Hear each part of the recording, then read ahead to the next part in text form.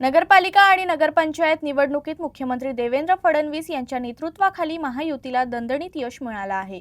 विकास, सेवा आणि सुशासनाला मतदारांनी कौल दिल्याचं या निकालातून स्पष्ट झालं असून जिल्ह्यात भाजपचे 4 ठिकाणी नगराध्यक्ष पदासह मोठी आघाडी घेतली आहे। नगरपालिका आणि नगरपंचायत निवडणुकीतील यशानंतर भाजपच्या कार्यकर्त्यांनी ढोल ताशांच्या गजरात गुलाल उधळत आणि मिठाई वाटत जल्लोष साजरा केला।